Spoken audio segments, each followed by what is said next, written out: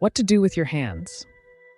Various subtle energy pathways in the body have been mapped out, understood, and used in particular ways in the yogic and meditative traditions for millennia. We intuitively know that all our body postures make their own unique statements, which radiate inwardly as well as outwardly. Nowadays, this goes by the term body language. We can use that language to read how other people feel about themselves, because people are continuously broadcasting such information for anyone with a sensitive receiver to pick up. But in this case, we are speaking of the value of becoming sensitive to the language of one's own body.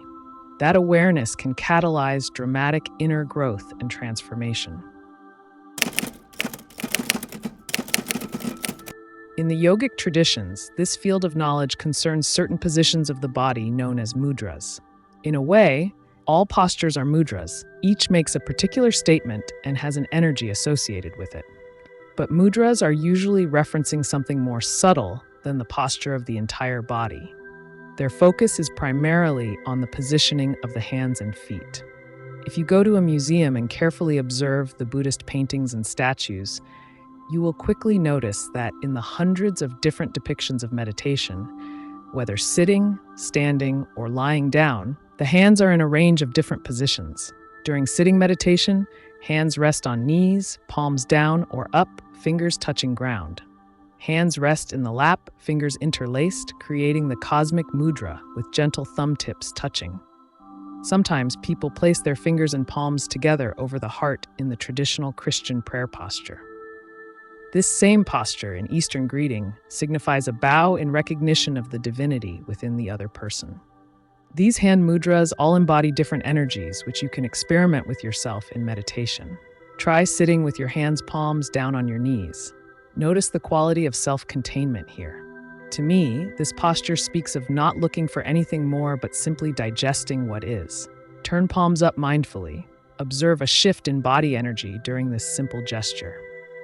To me, sitting this way embodies receptivity, an openness to what is above, to the energy of the heavens. The Chinese say, as above, so below. Sometimes I feel a strong impulse to open to energy from above. In challenging times, prioritize receptivity during meditation. It aids in navigating turmoil and confusion. This can be done simply by opening your palms to the heavens. It's not that you are actively looking for something to magically help you. Open to higher insights during meditation, fostering receptivity to elevated energies, divine wisdom, and cosmic resonance. All our hand postures represent mudras as they associate with subtle or not so subtle energies. Take the energy of the fist, for instance. When we get angry, our hands tend to close into fists. Some people unknowingly practice this mudra a lot in their lives. It waters the seeds of anger and violence within you every time you do it, and they respond by sprouting and growing stronger. The next time you find yourself making fists out of anger, try to bring mindfulness to the inner attitude embodied in a fist. Feel the tension, the hatred, the anger, the aggression, and the fear that it contains. Then, amid your anger, as an experiment, if the person you are angry at is present, try opening your fists and placing the palms together over your heart in the prayer position right in front of him. Notice what happens to the anger and hurt as you hold this position for even a few moments. I find it virtually impossible to sustain my anger when I do this. It's not that the anger may not be justified, it's just that all sorts of other feelings come into play, which frames the anger energy and tames it. Feelings like sympathy and compassion for the other person, and perhaps a greater understanding of the dance we are both in.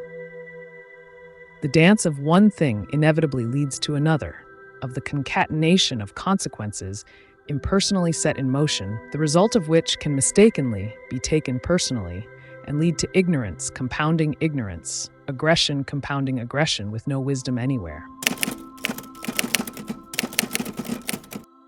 When Gandhi was assassinated at point-blank range, he put his palms together in this way toward his attacker, uttered his mantra, and died. Years of meditation and yoga practice, guided by his beloved Bhagavad Gita, had brought him to the point where he was able to bring the perspective of non-attachment to everything he was engaged in, including his very life. It allowed him to choose the attitude he would take in that very moment he was being robbed of life. He didn't die angry or even surprised. He had known his life was in constant danger. But he had trained himself to march to the drumbeat of his growing vision of what constituted wise action. He had come to a point where he truly embodied compassion. He lived an unwavering commitment to both political and spiritual freedom. His well-being was of limited value in comparison. He was always putting it on the line.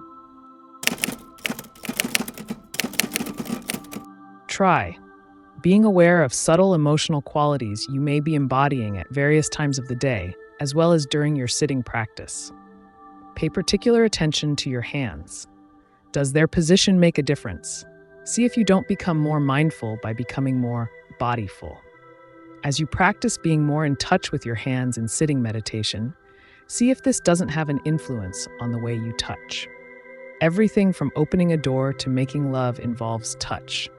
It is possible to open a door so mindlessly that your hand doesn't know what your body is doing and you hit yourself in the head with it. Imagine the challenge of touching another person without automaticity, with no gaining idea, just presence and caring.